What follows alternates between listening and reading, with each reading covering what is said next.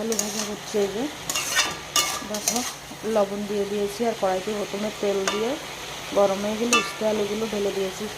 আর এখন এখানে চা বানাই নেবো, চার জলটা গরম হয়ে গেছে। আজকে গুরুবার, তার জন্য আগে ডাল রান্না করে নিয়েছি। আর দেখি ভাতটা কাঠের জলে হচ্ছে, সকালবেলায় রান্না করে নিচ্ছি। এখন চার জন্য গুঁড়ো দুধ দিয়ে দিলাম, ভালো করে একটু নাড়াচাড়া করে নেবো। হলদি এখন দেবো না, হলদি একটু ভাজা ভাজা হলে তারপরে দেবো।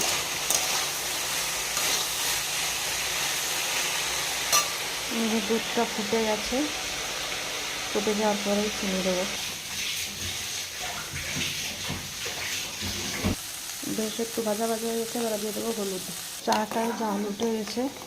এদিকে দেখো কয়টা ভেন্ডি নিয়ে নিয়েছি, ভেন্ডি কটাও ভেজে নেবো।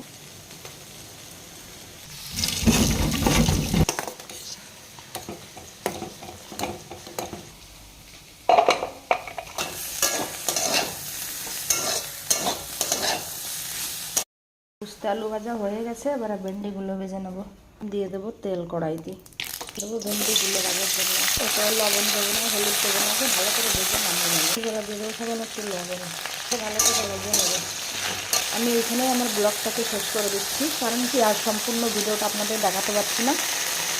ভেন্ডি ভাজার ভিডিও তো আছে আমার চ্যানেলে অনেক, আমি রেখে দিচ্ছি, এখানে কেটে দিচ্ছি আর কি ভিডিওটাকে।